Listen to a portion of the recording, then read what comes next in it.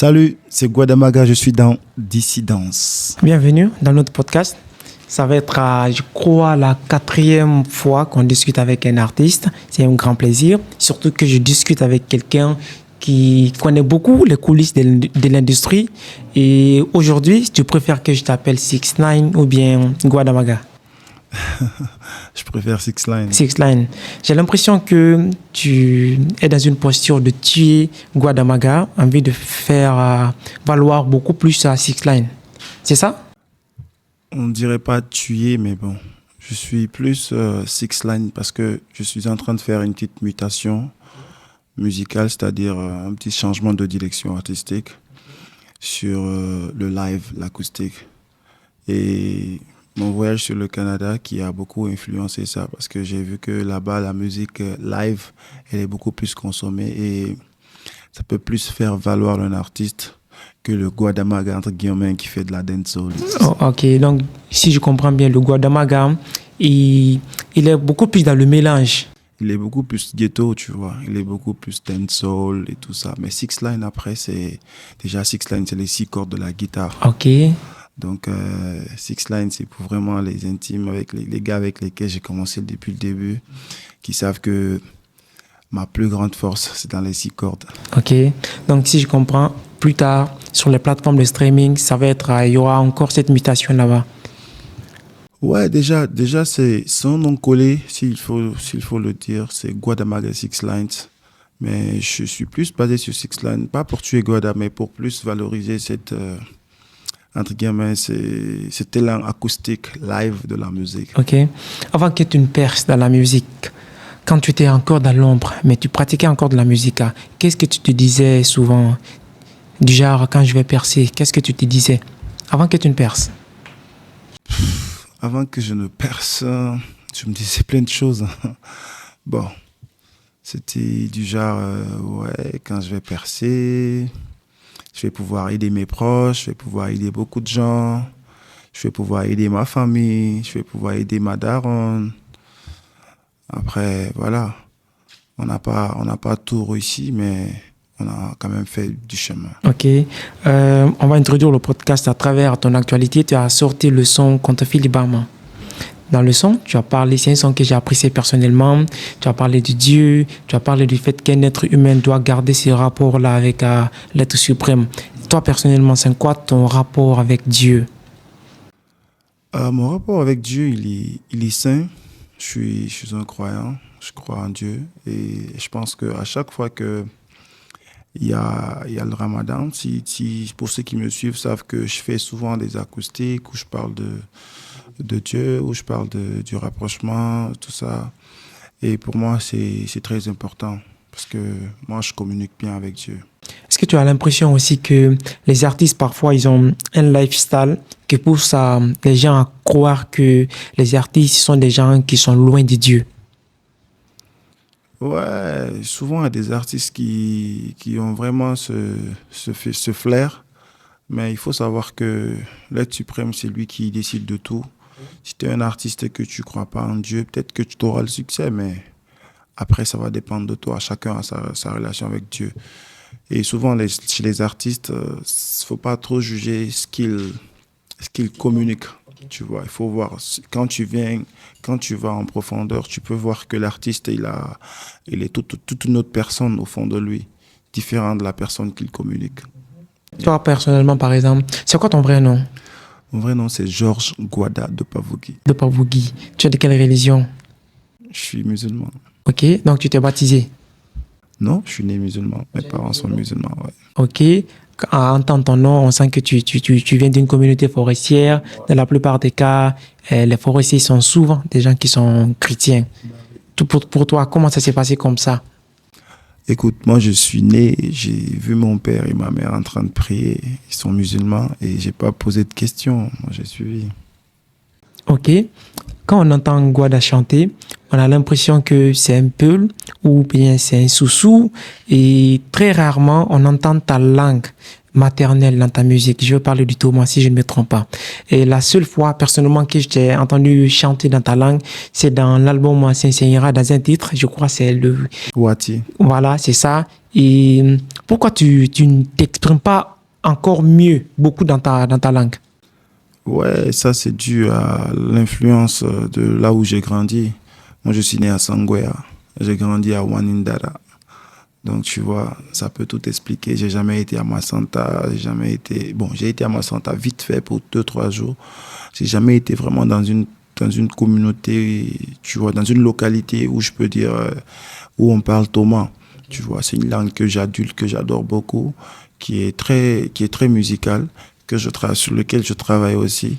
Mais il faut dire que moi, je suis né à Sangwea, j'ai grandi là-bas. Toutes mes influences étaient Sousou, Malinké, Peul, Pulaar, tu vois. Donc, j'ai plus assimilé ces langues-là que ma propre langue dans mon enfance. Donc, ce qui explique tout, quoi.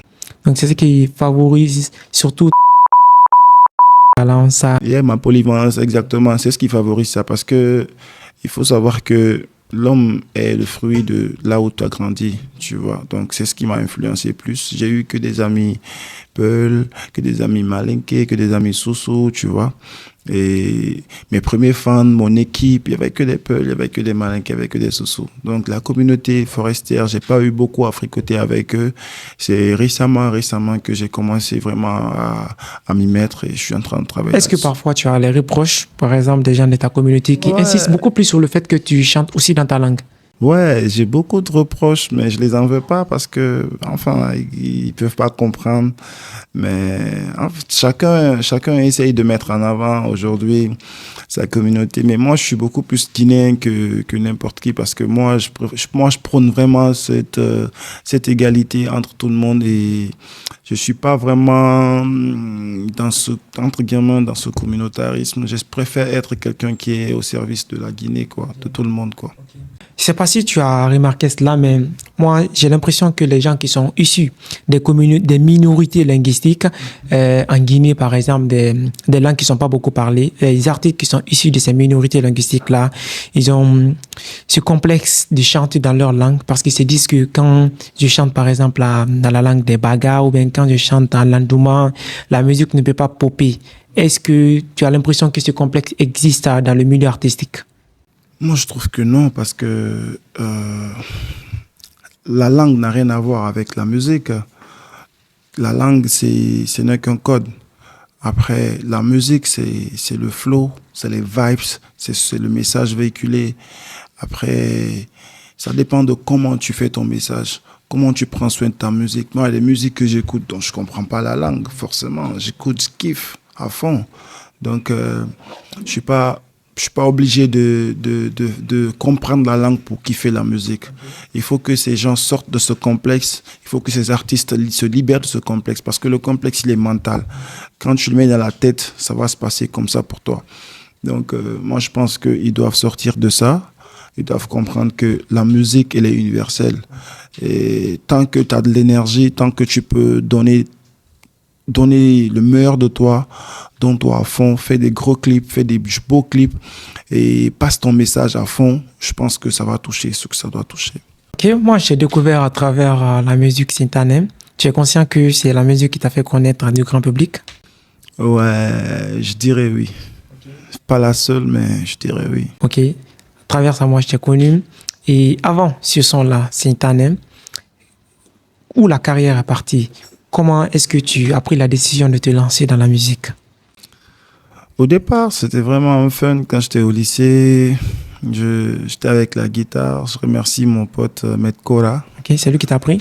Non, il m'a pas totalement appris, mais c'est lui qui m'a donné l'accès aux instruments, à la kora, à la guitare.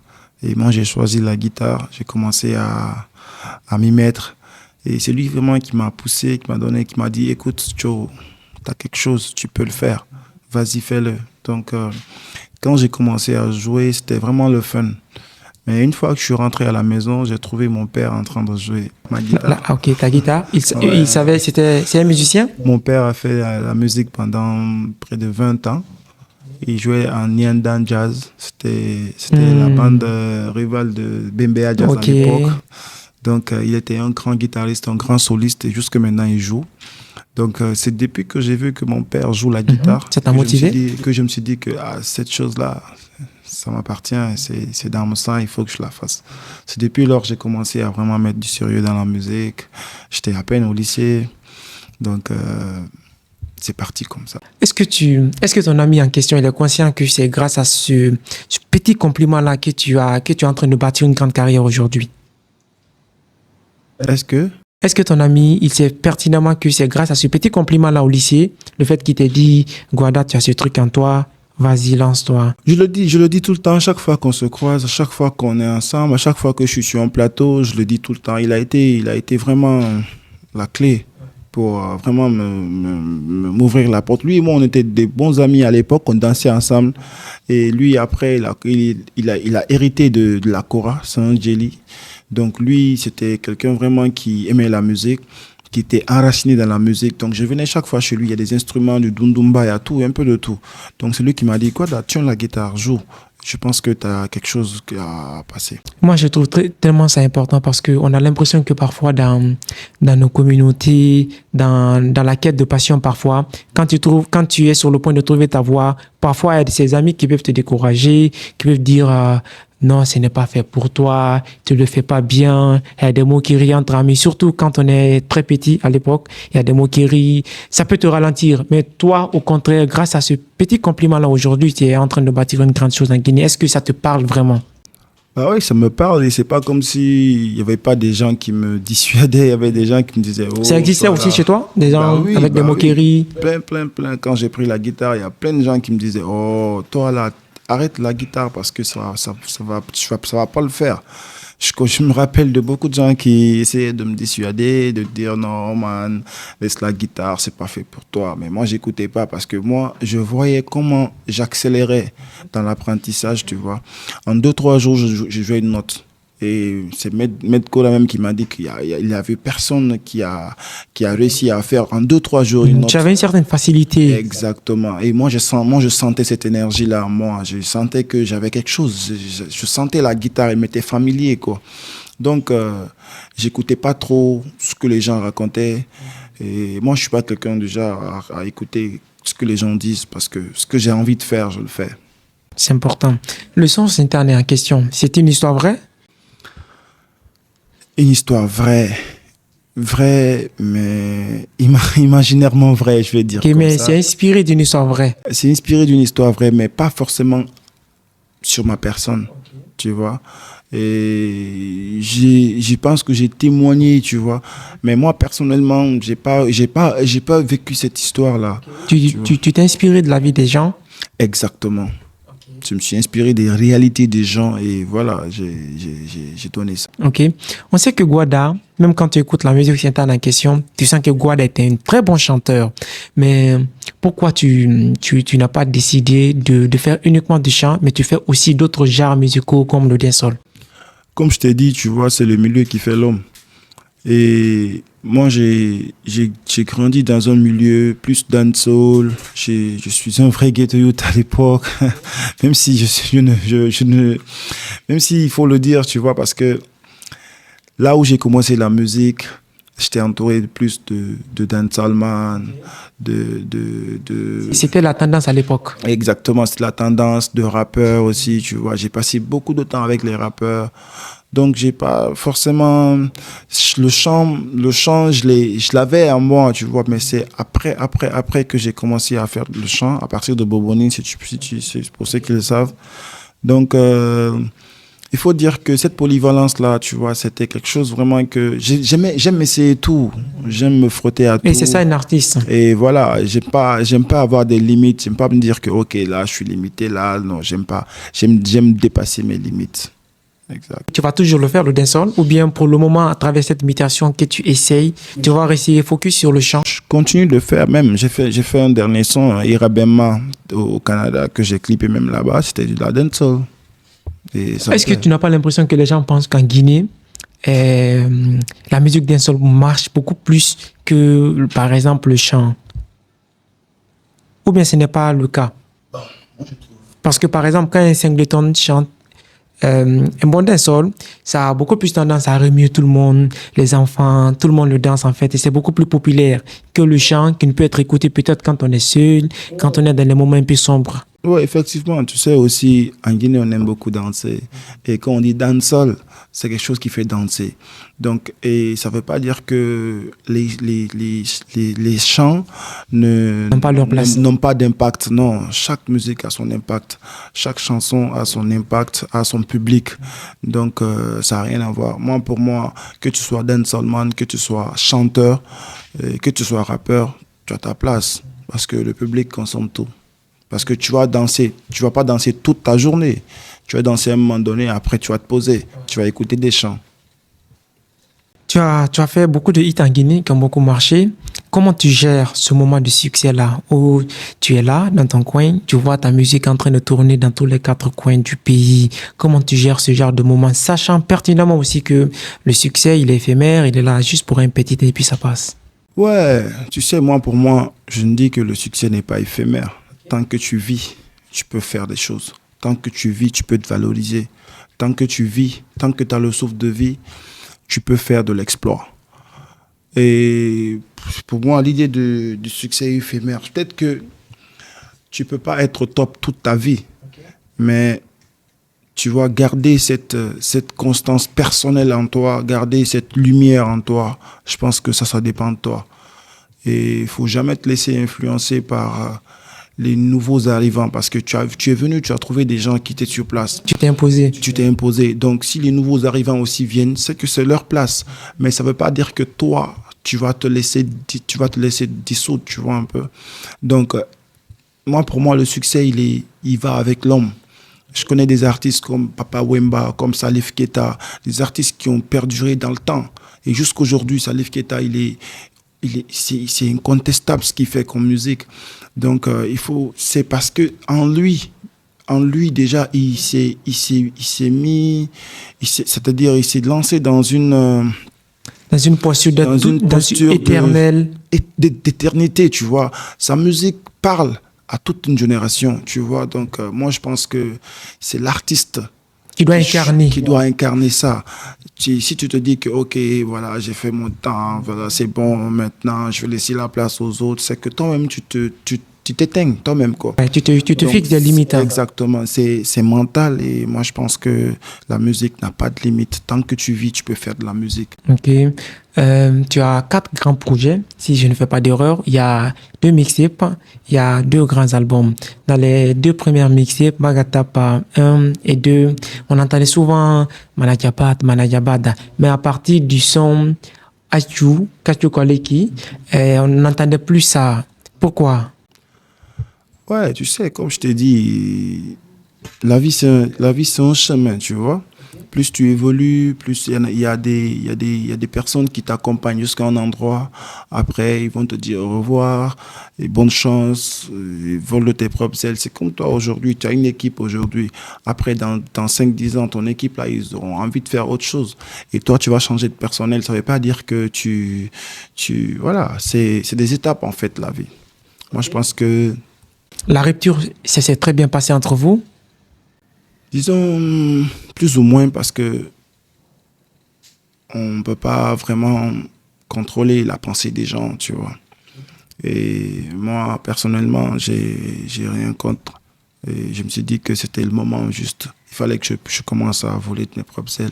OK. Il paraîtrait que vous avez fait 7 ans ensemble. Ou bien ça dépasse ça? Non, juste, je pense, 5 ans. 5 ans. Il a beaucoup fait pour toi? Sincèrement? Oui, sincèrement, on a fait l'un pour l'autre, hein, parce qu'il faut savoir que si on parle d'un manager, c'est parce que l'artiste, il a aussi quelque chose, tu vois. Si on parle d'un artiste, c'est parce que dans l'homme, le manager fait quelque chose. Donc, je pense que le manager et l'artiste, ça va de pair. Ils font chacun l'un pour l'autre. Parce qu'il y a des gens qui vont regarder cet échange-là. Il y a des plus jeunes artistes qui vont regarder. Ils auront besoin de savoir quelles sont les erreurs à éviter, qu'est-ce qui n'a pas marché, par exemple. Dans ton cas précis, qu'est-ce qui n'a pas marché? Quelles sont les erreurs qui ont survenu, qui ont fait qu'il y a eu la rupture? Non, tu sais, on va pas trop creuser, mais ce que je conseille à tout un artiste est que ton manager doit être ton bouclier. Il doit être la personne qui te valorise. Ta torche. Et à partir du moment où la torche elle est éteinte, ça ne veut pas dire de jeter la torche. Peut-être que les piles sont finies. Il faut peut-être changer les piles. Changer les piles ne veut pas dire que tu dois te débarrasser de la torche.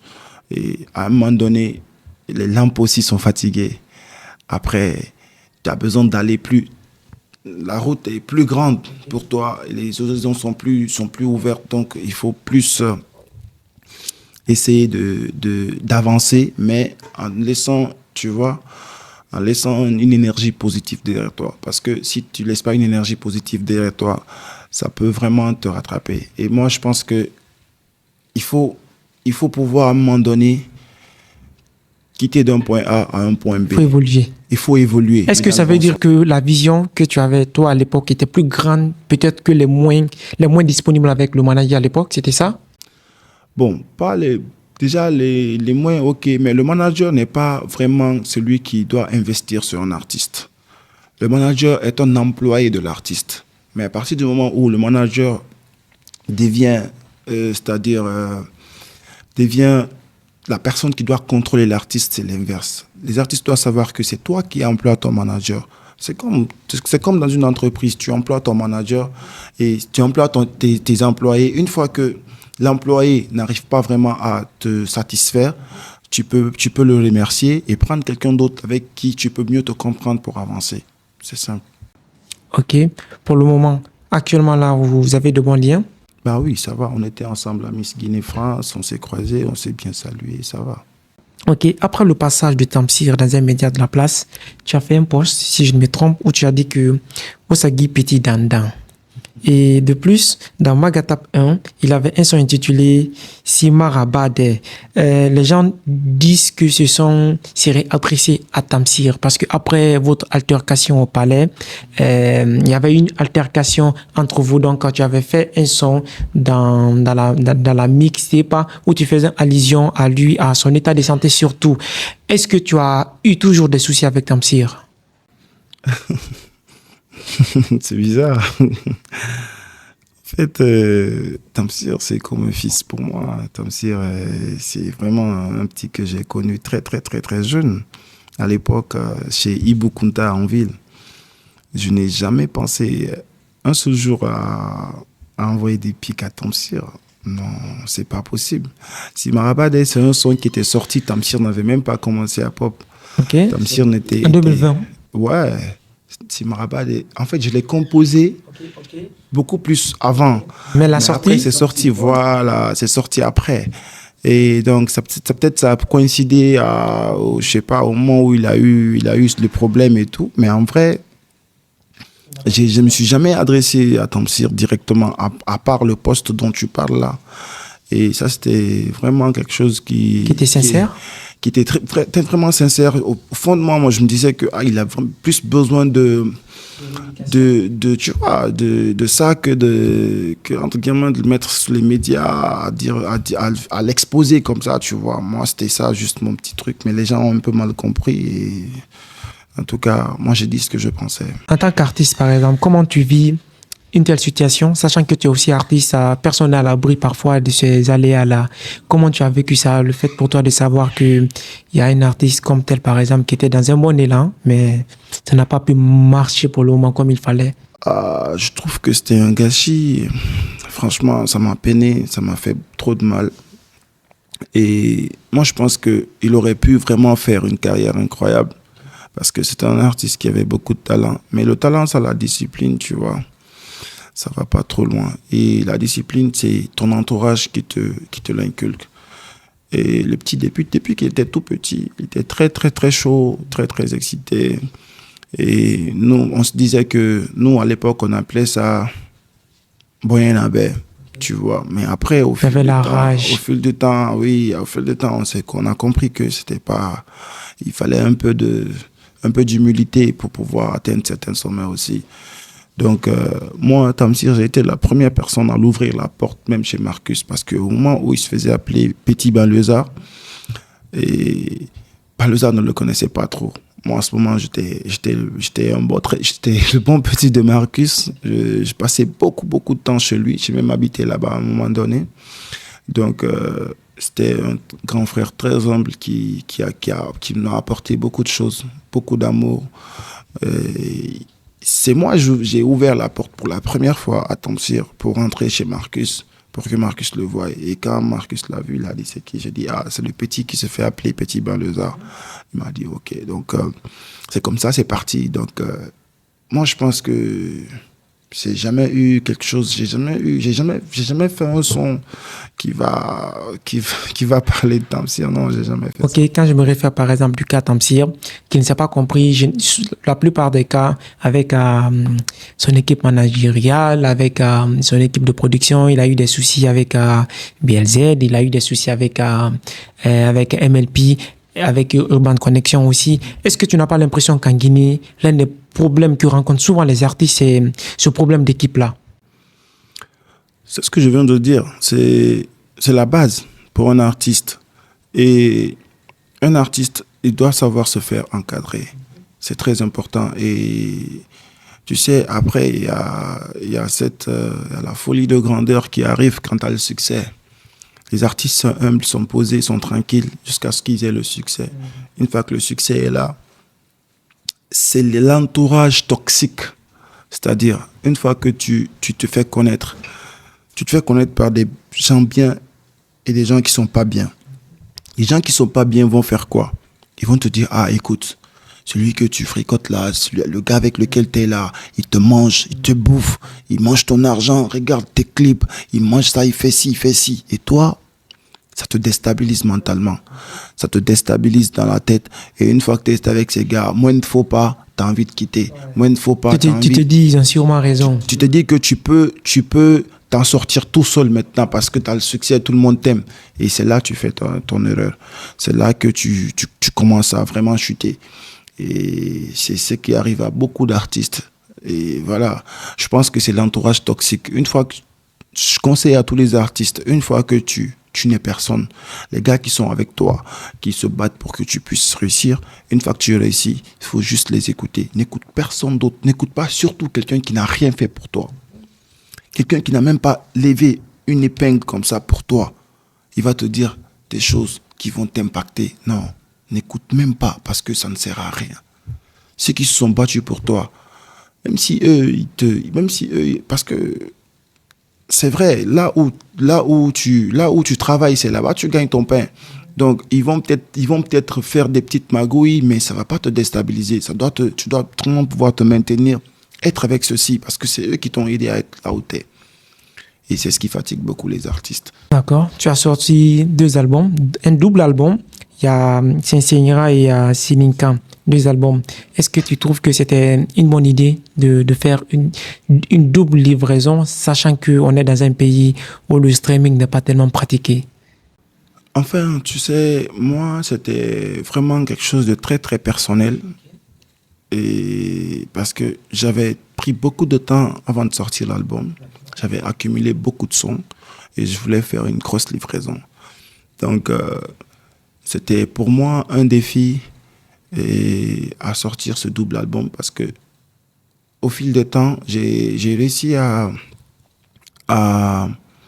c'est-à-dire à me faire des fans dancehall, à me faire des fans qui aiment le chant. Donc je me suis dit pour vraiment faire plaisir à tous les fans, De tous les côtés, j'envoie un album chant, un album dancehall. Et c'est ce que j'ai eu à faire. Et après les statistiques et tout, je me suis dit ok, toute chose est une expérience. Je l'ai quand même fait. Après les expériences, les leçons à retenir. On apprend chaque jour. Exactement. Donc, ça n'importe que moi. Je me suis dit que, ok, voilà ce que j'ai eu à faire, voilà. Et j'espère que la prochaine fois, je pourrai faire mieux et plus loin. Est-ce que tu conseilles ce genre d'approche, ce genre de démarche, par exemple, aux jeunes? En fait, la musique, chacun a son étoile. Tu peux sortir 10 albums si tu veux. Si selon toi, tu penses que ça peut marcher, à toi de le faire marcher. C'est ton énergie qui le fait marcher. Ouais. Sinon, il n'y a pas de voie standard pour dire chacun est obligé de passer par là, tu es obligé de sortir d'abord un album ou bien de mixer. Non, je ne pense pas. Je pense pas. Chacun a sa façon de fonctionner selon ton public, selon comment tu sens, selon ton genre musical. Tu peux ne même pas sortir d'album. Album et puis tu pop. Et puis tu pop. Il y a beaucoup d'artistes qui n'ont pas d'album, mais qui font le tour du monde à travers les singles qu'ils font. Et c'est quoi un album? Un album, c'est l'ensemble de plusieurs singles. Une compilation. Une compilation de plusieurs singles. Et tu donnes un nom. Parce que l'album, il est beaucoup plus projet. Et il peut te rapporter beaucoup plus économiquement que les singles. Sinon, après, c'est la même chose. Aujourd'hui, l'industrie est telle que tu n'as pas forcément besoin de sortir un album. Mais après, avec les streams, si tu as envie vraiment de bâtir une grande carrière. Exactement, une grande carrière. Tu as envie d'avoir un pressbook bien garni, il faut sortir un album. OK. Comment tu vis aujourd'hui la perte de Navigator? Ouais. Je le vis. Je le vis le jour au jour. Je me dis que la mort, elle est bien, elle existe bel et bien. Parce que il faut croire que ça a été un choc. Un choc qui va toujours rester. C'est une plaie qui va jamais guérir parce que j'avais quand même une très grande affinité avec lui. J'avais vraiment un grand lien avec lui. Une connexion spirituelle même, si je peux dire. Parce qu'il me disait des choses, je ne pense pas s'il disait ça à d'autres personnes. Et j'ai senti son départ. J'ai vraiment senti son départ. Okay. Tu l'avais senti comment? Il l'a communiqué sur beaucoup d'aspects. Au départ, que je ne comprenais pas. Mais après son départ, j'ai compris qu'il était en train de communiquer son départ. Je ne sais pas si tu comprends ce que je veux dire. Il parlait souvent bien de toi. Il parlait toujours bien de toi sur les réseaux, aux gens. Est-ce que c'était une preuve que c'était vraiment sincère, la relation qui était entre vous? Ouais, c'était tellement sincère que... Parce que lui et moi, c'était vraiment une relation amicale, mais musicale. Okay. Parce que c'est la musique qui nous unissait souvent. On s'unissait souvent autour de l'amour qu'on a chacun pour la musique. Et moi, je joue la guitare. Lui, il aime chanter. Moi, j'aime tellement jouer la guitare. Je pouvais jouer toute la journée. Et lui, il aimait tellement chanter. Il pouvait chanter toute la journée. Donc, ça faisait un bon duo. Donc, et lui et moi, chaque fois qu'on se croisait, je pouvais sortir. Je suis en train de faire mon programme tranquillement. Lui, il sort, il fait son programme tranquillement. On se croise quelque part. On abandonne nos programmes et on se suit. On pouvait faire 3, 4, 5, 6 jours d'affilée ensemble. Donc, c'était vraiment un ami que la nature m'a donné et la nature m'a repris. Mais il faut savoir que c'était quelqu'un de vrai. S'il était avec toi, il était avec toi. S'il n'est pas avec toi, il n'est pas avec toi. Donc aujourd'hui, je vis son absence. C'est pas facile, mais il faut dire que je reste fort. Et j'ai envie d'initier des choses pour lui, mais il faut savoir que, tu sais, en Afrique, c'est pas facile. Tu vois, quand tu commences à t'accrocher à certaines choses qui sont personnelles, tu vois. Les gens ne comprennent pas. Ils vont pas bien comprendre, tu vois. Et donc, j'ai ce mal de ne pas pouvoir vraiment faire des choses en son nom, tu vois. Parce que, voilà. Est-ce que tu penses que notre pays pourra avoir un ou des artistes qui ont la même rage, la même énergie que Navigator? Non, pour moi, un artiste est unique. Il n'y a personne qui pourra faire comme Navigator. Un artiste, il est unique. Il faut déjà pas traverser ce qu'il a traversé pour pouvoir faire comme lui. Il faut vivre ce qu'il a vécu pour pouvoir faire comme lui. Il y a des artistes bien, il y a bien des artistes qui imitent sa voix, qui imitent son flow. Mais après, tu as limité, mais tu pourras pas l'égaler. Quand tu regardes par exemple Navigator, tu regardes Gwada Maga, c'est carrément deux univers très opposés. C'est comme un peu la lune et le soleil. Yeah. Qu'est-ce qui vous a rapproché réellement? C'est ce que je viens de te dire là, c'est l'amour pour la musique. L'amour que j'ai pour la musique et l'amour que lui il a pour la musique, c'est ce qui nous a rapprochés. Parce qu'on pouvait se croiser, passer toute une journée ensemble. Tu vois, malgré nos divergences, on pouvait faire des sons chaque jour. J'ai au moins 10 sons de Navigator dans mon studio ici qui n'ont jamais vu le jour. 10 sons? Ouais, des sons qui venaient juste, il me dit, Gwada, enregistre-moi. Je l'enregistre. Gwada, enregistre-moi. Je l'enregistre. Et c'était quelqu'un qui était vraiment chaud. qui étaient prêts tout le temps à chanter. Ok. Tu as initié le projet Coup d'État. C'était un projet qui était parti d'une très bonne vision, celle de propulser le rap guinéen, de donner de l'émulation aussi à ce rap qui méritait sa place en Guinée. Mais on a vu que le projet, il était parti en vrille. Après, il y a eu ce système clanique qui s'est installé dans le milieu du rap. Il y a eu des attaques. Est-ce que c'était vraiment une bonne idée de faire ça, d'initier un tel projet qui est parti en vrille? En fait, partir en vrille, je sais pas vraiment. Dans quel sens? Dans quel sens? Il y a eu des attaques. Toi-même, tu as ramassé des balles perdues dedans. Il y a Ted qui t'a qualifié d'artiste éternellement nerf dedans. Il y a eu tout ce petit guéguerre là-dedans. Est-ce que c'était pas la rencontre en soi là qui a été une source de conflit? Non, laisse-moi te dire que tout ça, c'était vraiment le but, hein. Et c'est ce qui a donné naissance à ce qu'on vit aujourd'hui. D'accord. Et si tu as remarqué, c'est depuis Coup d'État que beaucoup de rappeurs se sont vraiment illustrés, se sont vraiment imposés. Et ça, c'était comme vraiment une façon de faire bouger le game à notre manière. J'ai ce lien, j'ai ce grand lien avec les rappeurs. J'ai vu beaucoup de rappeurs naître, se faire. Et pour moi, la seule façon, parce qu'ils étaient tous à la maison, ils faisaient du rap, chacun sortait ses projets, mais c'était pas vraiment... Ça passait inaperçu. Ça passait inaperçu, s'il n'y avait pas vraiment cet engouement que je souhaitais, tu vois. Et c'est parti de rien comme ça. On a initié Coup d'État. Et à travers les pics, parce que c'est moi, j'ai enregistré le son. J'ai écouté tous les couplets. J'ai écouté toutes les vibes qui étaient dedans. Et je l'ai assumé. J'ai dit, OK, ça va partir comme ça. Okay. On va pas censurer. Ça va aller comme ça. Et j'ai envie que le public sente cette énergie. Peu importe les dégâts plus tard. Peu importe les dégâts. Et pour moi, les dégâts, c'est positif. Parce que tant qu'il n'y a pas mort d'homme, parce que c'est la musique, hein, on le fait. Et après ça, il y a eu le clash que nous-mêmes, on a initié. Mais après, qui est parti en vrai, lui... Le clash était initié? Le clash était initié au départ.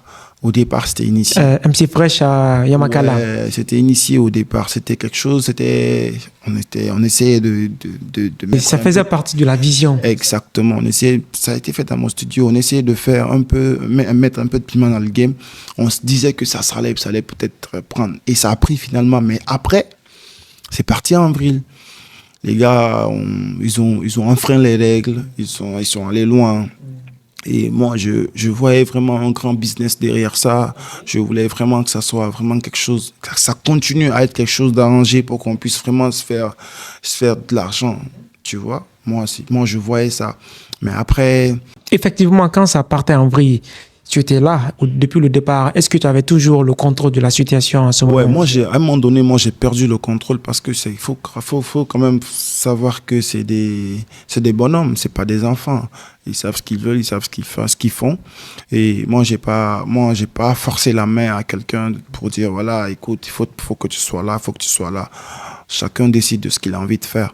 Moi, j'ai tracé la route et si chacun décide de partir, ça va. Moi, je reste moi-même fidèle à mes trucs. Mais moi, si ça devait continuer avec moi, ça serait le clash et le business. Ça serait pas juste du clash à s'entre-déchirer comme ça pour rien. Est-ce que tu as l'impression que le clash actuellement n'est pas bien pris en Guinée? On a vu le cas récent de Sagatala et Opinel. Ils ont bien commencé. Je sais pas, c'est parti en vrille selon les gens. Comment toi, personnellement, tu as apprécié la chose? Est-ce que tu vois le mal dedans? C'est ce que je viens de dire toujours. C'est quand ça part en vrille que c'est grave. C'est quand il y a plus d'émotions que c'est grave. C'est quand ça sort du cadre du business surtout. Parce que quand tu fais le clash, il ne faut pas oublier de faire le business à côté. Et il ne faut pas oublier que tu as des limites. Il ne faut pas oublier que tu es un être humain. Mais est-ce que quand ça a des limites, ça peut être le clash que les gens peuvent consommer? Exactement. Les Soussous disent souvent que Bargueri nourrit Nara. Moi, j'estime que quand ces clashs-là, tant que, tu l'as dit, tant qu'il n'y a pas mort d'homme, il faut laisser partir. Exactement. Je suis d'accord avec toi. Mais aujourd'hui, regarde le clash de Didi B et de Imra. Didi B a été la personne sage qui a accepté les coups au départ, qui a accepté les coups après, qui a sorti ses griffes à un moment donné, après qui s'est ressaisi. Le clash doit être quelque chose tu vois, ça doit être du fair play. Tu vois, ça doit être du fair play. Tu dois avoir le dos large à encaisser les coups. Après, quand tu ramènes, l'autre aussi doit. Tu vois un peu, c'est comme si, tu vois, Didi B, Imra, c'est comme si quelqu'un qui, comment dire, un petit frère qui essaie de titiller le grand frère le dos large, il dit ok, il gère. Mais en vrai, Didi B aussi sait que c'est avantageux pour lui. Tant que Imra va exister, Didi B va exister. Tant que Didi B continue à faire des hits, Imra continue à le clasher, ils vont tous exister. C'est ça le but. Tu vas pas voir que, si, je suis sûr que quand Didi B et Imra vont se croiser, ils vont pas se frapper. Ils vont pas s'insulter les parents directement. Les fans, ils ont leur façon de prendre les choses. Tu vois un peu, mais après, c'est pas vraiment, il faut pas aller dans l'animosité, en fait. C'est ça le truc. Si on comprend, si on a le fair play dans la tête, je pense que les rappeurs pourront s'en sortir. Parce que, mais tant qu'il n'y a pas ce fair play, tant que c'est émotif, tant que ils mettent les organes, comme on le dit, c'est pas bon.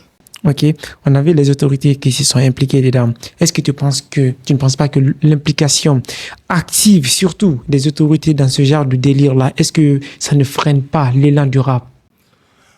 Ouais, mais tu sais, il faut dire, dans le cas spécial de Opinel et de Sagatala, c'était parti beaucoup trop loin. Tu vois, si dans la musique. Je suis d'abord dans un cadre beaucoup plus général. S'il y a, par exemple, des autorités qui s'impliquent, est-ce que ça ne va pas dissuader d'autres personnes à faire la même chose? Les gens vont dire, bah, la dernière fois, les autres là l'ont fait et puis c'est fini comme ça. Il faut savoir que c'est la première fois que les rappeurs vont en prison pour injure publique dans la musique. C'est la première fois. De moi en tout cas, à ce que je sache. C'est la première fois qu'on mette les rappeurs devant le barreau pour des mots. Tu vois. Et moi, personnellement, j'ai pas. Ça m'a un peu déstabilisé, tu vois.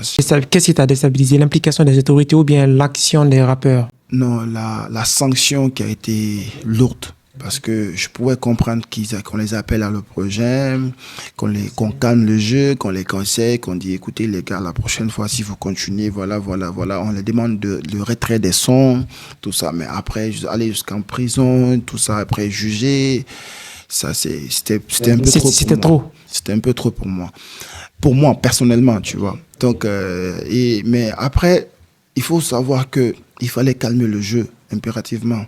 Parce que ça partait à une allure où si, par exemple, Opinel et Sagatala se croisaient dans un concert, il peut y avoir mort d'homme. Ça avait pris une allure un peu inquiétante. Moi, j'étais là, j'observais, mais tu vois, il fallait calmer le jeu un tout petit peu. Pour moi, ça n'impacte pas trop le rap, parce que le rap a toujours vécu avec ça. Le rap, c'est les clashs, c'est les bagarres, c'est la police, c'est la prison. Si tu as remarqué même ailleurs. Et donc, je pense pas que c'est pas aujourd'hui que ça va s'arrêter. Merci. En tant que grand frère, est-ce que tu as eu à leur prodiguer des conseils au-delà des caméras? Bah oui, je suis allé jusqu'à la maison centrale lorsqu'ils étaient incarcérés. J'ai réussi à rentrer, on les a fait sortir, je les ai parlé et je les ai dit tout ce que j'avais à leur dire. C'était vraiment personnel et voilà, ils ont compris. J'ai vu qu'ils étaient devenus des bons amis. J'ai vu que c'était devenu de l'amitié foufou. Donc moi je me suis dit ok, bah écoute les gars, on n'a pas grand chose à vous dire maintenant. Vous avez compris la leçon que l'autorité veut vous faire passer. Voilà, donc moi j'ai dit ce que j'avais à leur dire. Ils étaient très contents de me voir parce que s'il n'y avait pas de visite, ils étaient dans le noir, tu vois. Donc les visites les permettaient de respirer un peu. Donc voilà. On a vu que tu avais toujours de bons liens avec MC Fresh, mais ces derniers temps, on ne constate pas ce qu'on voyait autrefois. Est-ce que ça va toujours bien entre vous? Quel est ton lien actuellement avec lui? Ouais, comme on le dit, tu vois, un enfant, il grandit. Après, une fois qu'il a grandi, il trouve son chemin. Même s'il va toujours rester mon poulain. Mon poulain. et quelqu'un que j'ai beaucoup aimé. Après, aujourd'hui, il est grand. Il a la trentaine, là. Donc, je vais pas encore chercher à le traiter comme quand je l'ai connu il y a 10 ans, je veux dire. Donc, MC, c'est quelqu'un de très intelligent, qui sait ce qu'il fait. On se voit pas trop, mais tu vois, moi, je voyage beaucoup en ce moment. Je suis plus entre le Canada et je fais beaucoup de choses. À part la musique, je fais d'autres business aussi, tu vois. Et tout récemment, je suis au BGDA, je fais des activités administratives là-bas. Donc, il y a pas mal de choses que je fais qui font que on ne se croise pas trop. Mais à des moments, on se croise, on se parle, on se discute un peu, je lui donne un peu de conseils et puis voilà. Quand je t'entends parler, j'ai l'impression que tu es dans une posture de normaliser en fait des situations comme telles quand on se connaît aujourd'hui et que 2 ans après, ce n'est plus les mêmes personnes qui étaient là.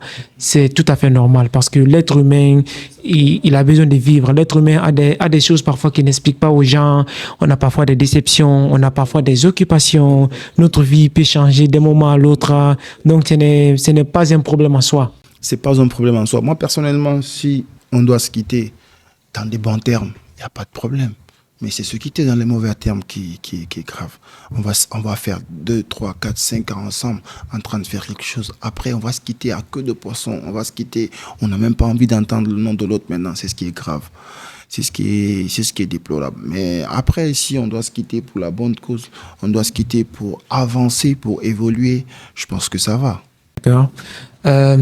Ce que j'aime beaucoup chez toi, au-delà de ton talent, au-delà de la mode musique que tu fais, tu as un côté rassembleur. Tu es toujours là avec des gens, avec des plus jeunes. Tu veux apporter ce que tu peux, du moins que tu peux à ce qu'ils font. Et on a vu récemment que tu as fait encore le coup d'état acte 2. Est-ce que ça a été un flop, ce projet-là? Ce projet, c'est un grand projet qui a fait beaucoup, en fait, de bien dans le game. Il faut dire. Après, tu sais, les gens ont tendance toujours à rabaisser, à voir le mauvais côté. à prendre le mauvais côté des choses. Et aujourd'hui, après, juste, on a juste sorti l'audio. On n'a même pas encore fait sortir le clip. Le projet n'est même pas encore fini d'abord. Mais il y a les gens qui jubilent.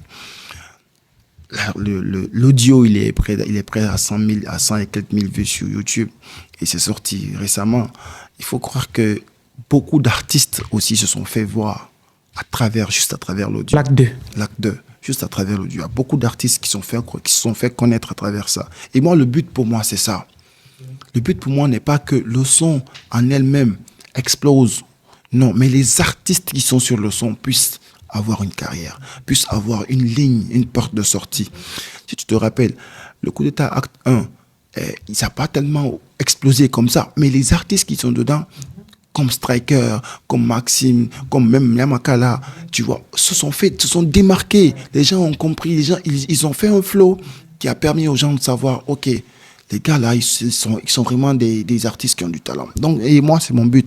Est-ce que s'il y a par exemple beaucoup plus d'initiatives comme telle là, pas forcément que dans le rap, parce qu'on sait que tu es un artiste aussi, tu as des occupations, tu as ta propre carrière, tu ne peux pas vouloir faire tout dans tous les genres musicaux. Est-ce que tu pourrais être dans une posture beaucoup plus à inciter aussi d'autres personnes à faire la même chose, ou peut-être différemment, mais avec la même vision dans d'autres genres musicaux pour que les jeunes puissent avoir une carrière? Parce qu'il faut le signaler, on est dans un pays où il y a le chômage. Un artiste qui parvient à se faire une carrière à travers une telle initiative, ça veut dire que c'est peut-être à 10 personnes qui la personne va parvenir à nourrir à la maison.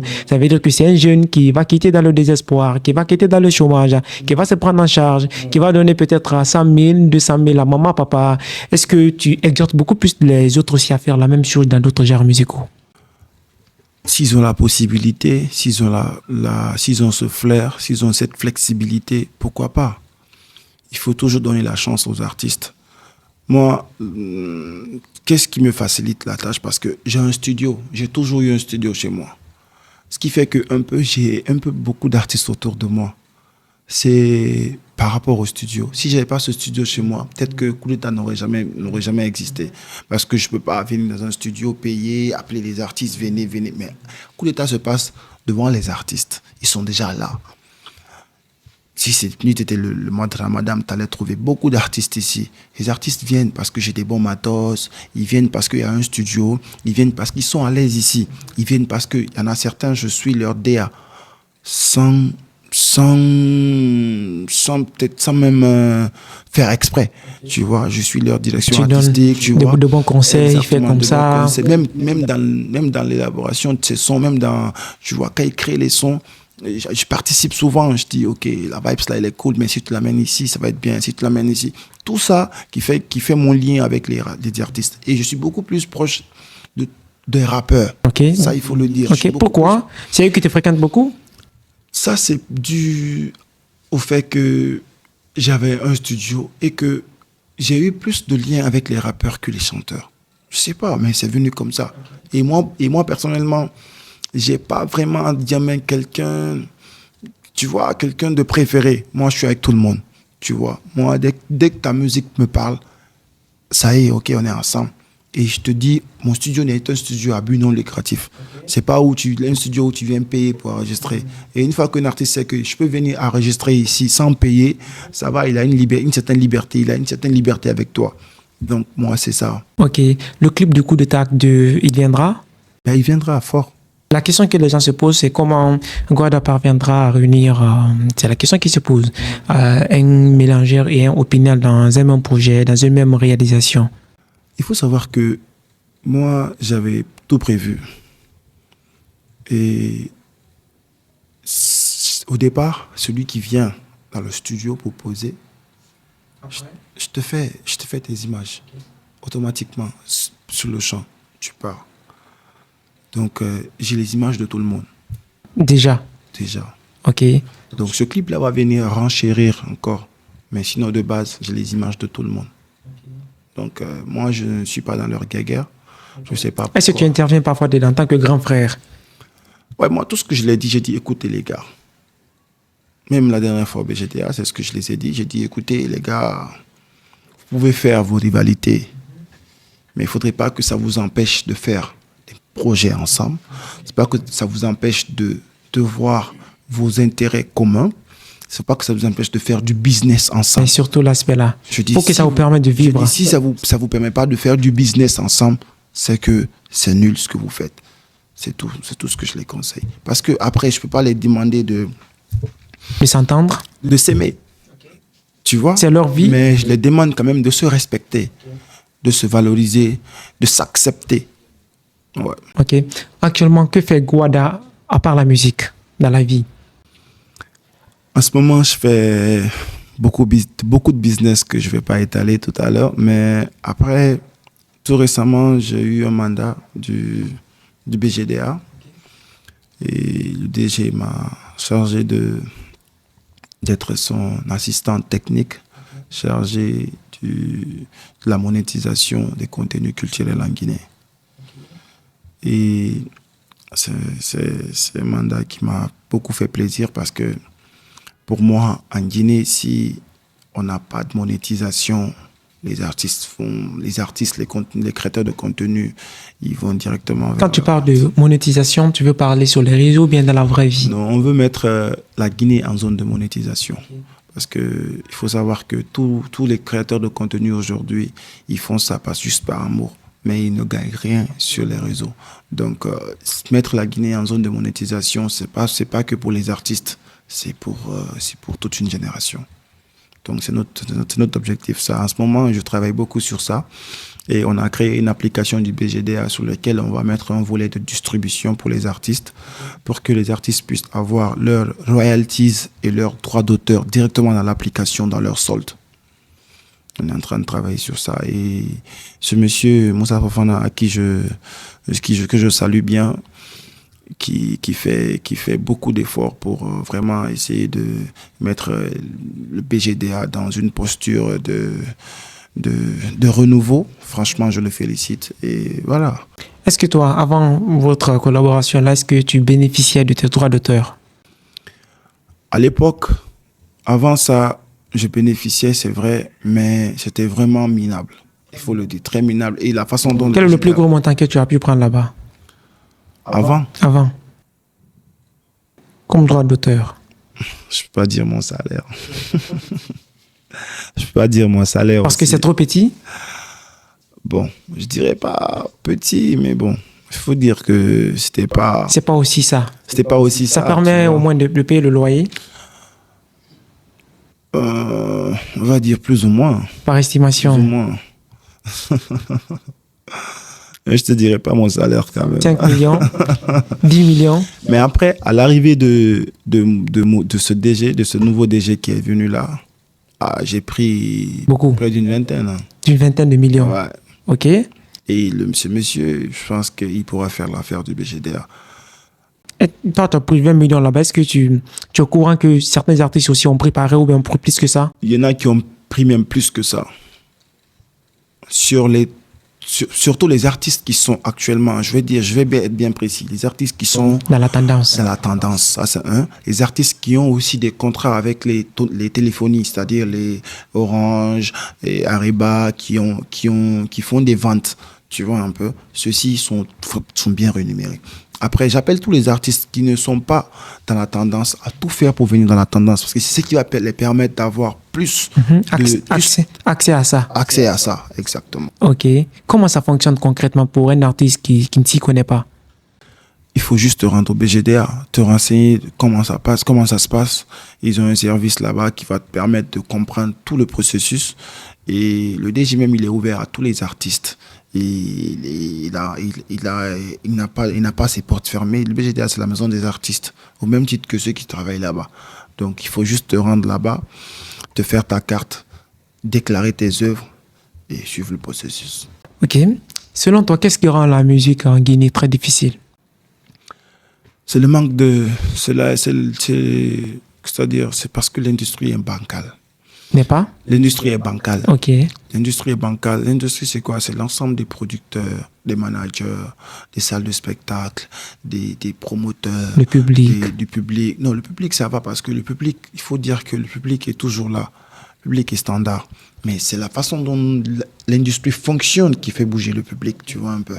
Si on avait plus de grands managers, on avait plus de grands producteurs, on avait beaucoup de salles de spectacle, je pense que les artistes iront mieux. L'industrie se porterait beaucoup plus mieux. Aujourd'hui, si tu vois que la Côte d'Ivoire, elle est beaucoup en avance, c'est parce que l'industrie fonctionne bien. Il y a des grands managers qui peuvent placer des artistes beaucoup plus haut. Il y a des grandes salles, il y a beaucoup de salles de spectacle. Ils ont le palais de la culture qui appartient qu'aux artistes. Ils font des concerts. Il y a beaucoup de manifestations artistiques, tu vois, plus qu'ici en Guinée. OK. Est-ce que tu n'as pas l'impression que ça va être difficile pour la Guinée, pour le moment, d'avoir une industrie aussi forte que ça? Est-ce que l'environnement même est favorable à ce qu'un manager ou bien un producteur puisse venir investir des gros millions sur un artiste? Est-ce que pour le moment, c'est possible? Bon, disons, avec l'avènement du digital, ça peut être possible. Parce que le digital, après, ça n'a pas de frontières. Parce que les gens ont l'impression que la musique en Guinée, pour le moment, ne rentabilise pas. Donc, ça fait que ces genres d'idées n'encouragent pas ceux qui veulent mettre le peu qu'ils ont sur les artistes. Exactement. Si un artiste ne fait pas beaucoup... Aujourd'hui, les spectacles, imagine, à l'intérieur du pays, tu peux prendre plus de 10 millions, quel que soit ton... C'est pourquoi, si tu as remarqué, les artistes comme Takana, ils font pas beaucoup de spectacles parce que le cachet est élevé. Pas parce qu'ils sont pas au top, non, parce que le cachet est très élevé. Et quand le cachet est élevé, c'est une restriction. Les gens t'évitent. Se disent, ah non, on veut des artistes qui n'ont abordables. Abordables, tu vois un peu. Si tu vois un artiste faire des tournées à l'intérieur du pays, c'est parce que il a accepté de prendre 5, 10 jusqu'à 15. Ça ne dépasse pas ça. Mais si tu vois les artistes ne font pas beaucoup de concerts, c'est parce qu'ils ne sont pas payés à leur tu vois, de juste valeur. Et c'est ce qui fait que une fois que tu grow up, tu commences à grandir, tu commences à t'imposer certaines choses. Automatiquement, l'industrie te quitte parce qu'ils se disent que il est cher. Une fois que tu es cher, tu te mets en valeur, on te lâche parce qu'ils se disent qu'on ne peut pas le payer. Tu vois un peu. Et quand c'est comme ça, les producteurs aussi pourront pas... Si un artiste ne fait pas beaucoup de spectacles, et que les spectacles qui fait, l'argent est un peu... Parce que si on doit investir sur un artiste, c'est vraiment beaucoup d'argent. Mais ce qui ramène n'est pas beaucoup, ça peut créer un conflit entre l'artiste et le producteur. Et de conflit à conflit, les producteurs, tu vois, ils mettent une petite barrière. Donc, une fois que les producteurs ont mis la barrière, les artistes aussi vont forcément souffrir. C'est pourquoi il y a beaucoup d'artistes qui sont aujourd'hui en indé. En indé parce que le contrat qu'ils vont signer avec la production les arrange pas forcément, tu vois un peu. Et s'il n'y a pas beaucoup de spectacles, aujourd'hui, les artistes, les productions qui sont là, ils font des productions souvent de spectacles, mais ce n'est pas des développements de carrière. Parce que quand tu prends un artiste en développement de carrière, ça prend beaucoup de temps, ça prend beaucoup d'investissement. Mais est-ce que tu es sûr qu'il pourra rentabiliser avec des cachets qui ne sont pas vraiment importants, tu vois un peu? C'est ça le souci. Est-ce que vivre uniquement de la musique, est-ce que c'est une illusion en Guinée? Est-ce que c'est possible de vivre uniquement de la musique? Parce qu'il y a des jeunes qui se lancent, ils vont se dire peut-être je vais rester courageux dedans, je ne vais faire que ça, le jour où ça va pop, je ne vivrai que de ça. Est-ce que c'est possible? Il faut comprendre que il faut vraiment bouger. Vivre uniquement de ça, c'est pas facile pour le moment. C'est faisable, mais c'est pas facile. Si t'es pas quelqu'un si t'es pas, peut-être tu fais pas la musique populaire et que tu as des Djatigui comme les autres, comme ce qu'on dit, tu vois. La Mamaya, par exemple. La Mamaya, tu vois, tu as des Djatigui qui peuvent t'apporter des soutiens. Mais même ça, c'est pas éternel. Même ça, c'est pas éternel, tu vois. À partir du moment où tu as popé, mets quelques business en place, mets des trucs en place qui vont peut-être te soutenir après, tu vois un peu. Sinon, ça sera très compliqué pour toi de vraiment t'en sortir. Tu chantes beaucoup de musique d'amour, tu fais du love, tu parles d'amour dans tes musiques, tu parles de déception. Est-ce que personnellement, tu as été brisé une fois? Brisé. Bon, j'ai été trahi, mais je me laisse pas briser quand même. Briser, c'est beaucoup trop fort. Parce que briser, c'est vrai que tout le monde a été trahi d'une manière ou d'une autre, mais briser, c'est beaucoup trop fort. Je me laisse pas briser aussi facilement. Comment tu fais pour ne pas te laisser briser? Parce que j'ai un mental fort et c'est vrai que je ressens le mal, mais après, je me laisse pas emporter par ce mal. J'essaie toujours de relativiser et voilà, aller de l'avant. Ok. Est-ce que comment tu as fait dans ton cas particulier, par exemple, quand tu as été trahi, est-ce qu'à l'époque, tu avais ce mental-là de dire, bon, ce n'est pas mauvais, je dois comprendre la chose. Comment tu as géré, en fait? Moi, j'ai toujours eu ce mental, hein. J'ai eu beaucoup de gens que j'ai tendu la main, qui m'ont mordu. Mais après, je me dis, ok, peut-être un jour, il va comprendre. Je ne prends pas ça vraiment personnellement. Je me dis que chacun est là pour une mission. Et si ta mission, c'était de me mordre et que tu m'as mordu, félicitations à toi. C'est tout. Tu crois à l'amour? Tu crois à l'amour? Ouais, tu crois que le mot amour, en réalité, c'est une vraie chose? Ou bien c'est beaucoup plus une illusion?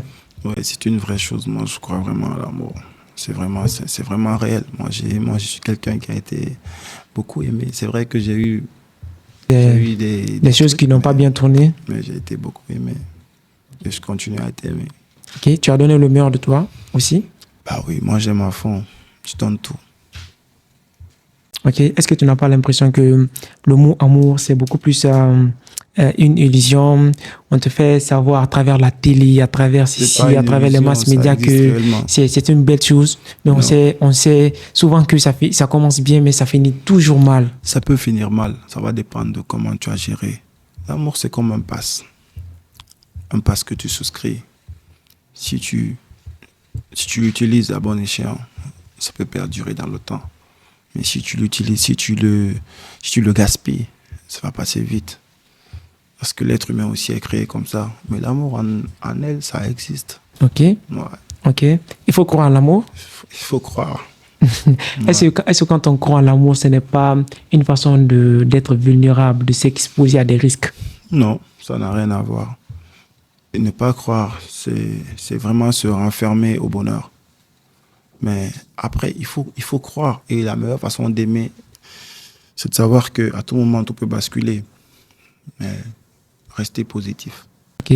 Tu chantes de la musique, comme je l'ai dit tantôt. Qu'est-ce que tu penses des relations qui échouent? Tu penses que c'est souvent dû à quoi actuellement? Ah, il y a plusieurs facteurs. Ça dépend de comment vous avez commencé. Ça dépend de qu'est-ce que vous vous êtes dit.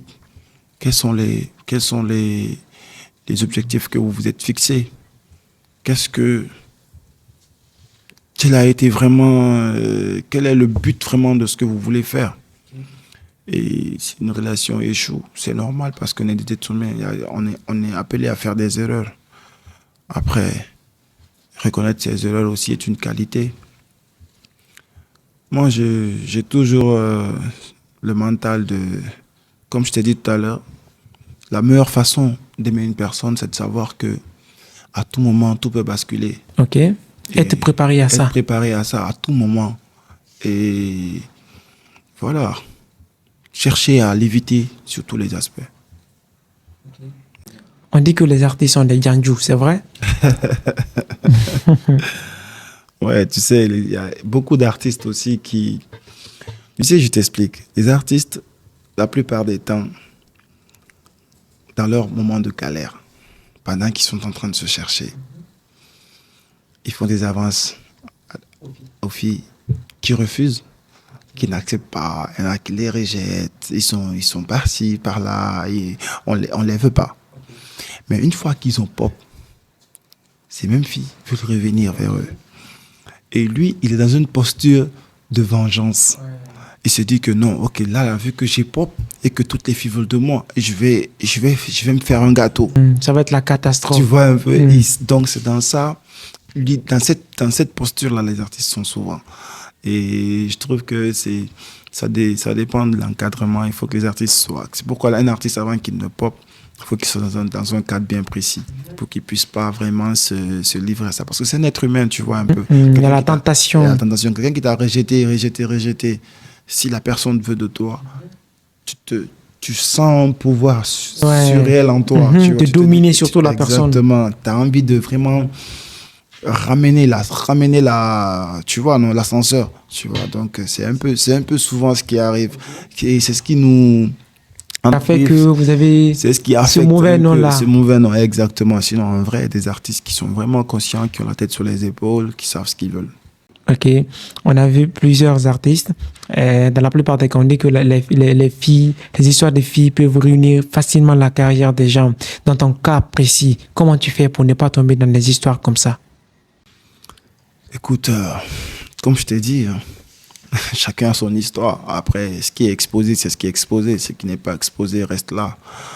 Après... Donc, toi, tu es beaucoup plus dans la posture de j'ai vu mon histoire d'amour tranquille, hors des réseaux? Non, ce qui doit être dit sera dit, tu vois. Ce qui doit être vu sera vu. Mais moi, personnellement, mon histoire de cœur, je le garde pour moi parce que c'est ma vie, tu vois. Je suis pas obligé de mettre ça à la place publique, surtout quand c'est après les expériences que j'ai eues, tout ça. Je pense que vivre caché, c'est vivre mieux. Ok. Tu es heureux actuellement dans ta vie? Je suis très heureux, mon frère. Très, très heureux. Et ce bonheur est dû à quoi? Est dû, en fait, c'est un bonheur interne que moi-même je me donne. Je m'aime beaucoup. Je me réveille le matin en bonne santé et je me dis merci à Dieu pour le souffle de vie. Et pour moi, c'est le plus grand bonheur, quoi. Et je m'aime tous les jours, ce qui me permet d'aimer les autres. Tu te donnes beaucoup d'amour. Ouais. Ok. Alors, musicalement, que devient le Guadamaga qui est en train de devenir Six Line? Qu'est-ce que tu projettes? Comment tu comptes te réorganiser pour toujours continuer à percer dans la musique? Là, je suis sur mon 3e album, là. Je viens de le finir. Il y a Voyager que je viens de teaser, que je vais clipper bientôt aussi. Il y a plusieurs sons qu'on est en train de préparer avec mon équipe. Et voilà, j'ai des voyages à faire. Je fais tout en simultané, mais on a des gros projets quand même qui arrivent. D'accord. D'accord, c'était un plaisir pour nous de te recevoir dans le podcast Dissidence. C'est quoi ton dernier mot? Merci les gars, ça fait plaisir. Merci et on te souhaite bonne chance pour l'album qui vient. On sait que tu es beaucoup talentueux, tu as du potentiel, tu peux aller très loin comme ton ami, tu l'as dit au lycée. Et merci beaucoup et on espère te recevoir pour une prochaine fois de notre podcast. La famille, merci d'avoir regardé cet épisode. Pour les gens qui ont des histoires intéressantes, des histoires passionnantes, des histoires très dissidentes, n'hésitez pas à nous contacter. Ici, c'est un espace de démocratisation de la parole. On vous offre le micro qu'il faut. Merci. Podcast Dissidence. Je suis dans le podcast Dissidence. Je suis dans le podcast Dissidence. Je suis dans le podcast Dissidence. Podcast Dissidence. Je suis dans le podcast Dissidence. Podcast Dissidence.